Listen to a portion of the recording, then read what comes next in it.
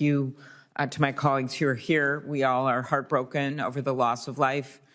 The kids at the camps, the people in both Senator Cruz's and Senator Lujan State. And I think that we all know this is not an isolated incident. We can pretend it is, but it is not. Extreme weather events like this one have been getting worse and worse all over our country. And we must ensure that NOAA, this hearing couldn't be more timely, and the Department of Commerce as a whole is ready and able to take this on.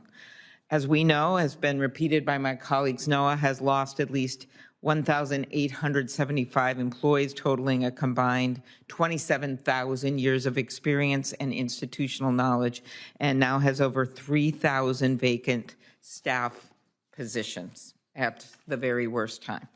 So I know, Dr. Jacobs, you responded to Senator Cantwell's, Ranking Member Cantwell's questions about confirming that staffing is a priority at the National Weather Service. In May, NOAA started reassigning employees because of the loss of employees to NWS. And if confirmed, how do you make sure that these employees have the necessary technical expertise, and how do you plan to recruit additional employees when the message from this administration, honestly, has been, please leave. We'll give you buyouts. We want you to leave. How are you going to turn that around? Well, I guess maybe it's probably a multi-pronged approach. Obviously, one of them would be the reassignments. Lifting of the hiring freeze is certainly going to help. As far as recruiting, I'm optimistic as a former teacher of a lot of former students of mine who are actually Weather Service employees now, that I can appeal to their sense of mission, that this is important, like ensuring that Americans have timely and accurate forecasts to protect lives and property is something that appeals to people. This is why they go in to study meteorology. So you're going to commit to making sure they get this accurate information? Yes. Okay, and I guess along those lines, Mr. Jordan, I just addressed these stronger storms that we know are a scientific fact, warming climate. And if confirmed, will you advocate against attempts to limit information sharing on the impacts of climate? Because I don't know how we're going to respond to these storms if we pretend it's not happening. Thank you for the question, Senator. So yes, I would let the science drive the decision making. Okay, very good. And how will you ensure that NOAA is able to maintain, improve its extensive observing networks and infrastructure that you mentioned in your testimony? Thank you for the question, Senator. So in the planning of these major acquisitions, these observing networks, these are large scale items that span many fiscal years. It's important to ensure that we don't have gaps in those systems, our satellites and likewise. So working with the department and in Congress here to ensure that there's funding to continue those programs. Okay, thank you.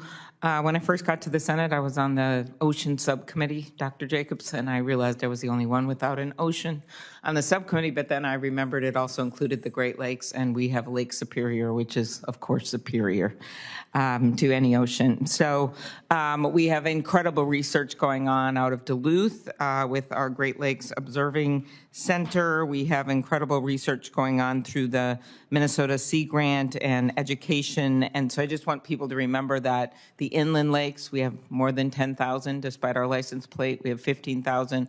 We have Lake Superior. This research is also important. Could you address that and whether you will support the continuation of these inland sea grants? Yeah, so actually the lakes are a big driver in weather, like lake effect, snow, and things like that. And also I know that the harmful algal blooms are really important for folks in the lakes. So continuing that research, obviously, if confirmed, is a very high priority. Okay, very good. Thank you.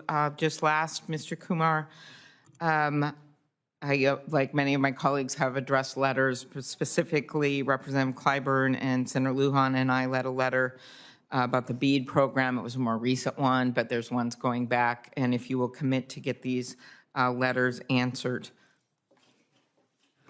Thank you for the question, Senator. If confirmed, yes, I will commit to making sure to work with my colleagues to get you accurate and timely responses. And last, Secretary Lutnick announced that the Trump administration is going to relaunch the Tech Hubs program. He and I discussed this when he was in my office. I also discussed it with the deputy. And they're going to plan a new round of selection in early 2026. We are one of the tech hubs in Minnesota, but we did not get funded despite being one of the premier, this is back in time, as you know, places for medical device development and the like. And in the Midwest or in the entire country, will you work with me and my staff to look at the MedTech 3.0 program in Minnesota? Thank you for the question, Senator. Absolutely. If confirmed, I know our EDA team is very active on working with offices to make sure they have the most up-to-date information on the new competition, and would be happy to work with your office. And then just last, not a question, I'll put it in writing, Rural Export Center, which is out of Fargo, but I'm always friends with our neighbors and a big priority for me and Senator Hoeven. So I hope you'll look at that as well. Thank you. Thank you. Senator Young. Welcome all. Dr. Jacobs, my colleagues have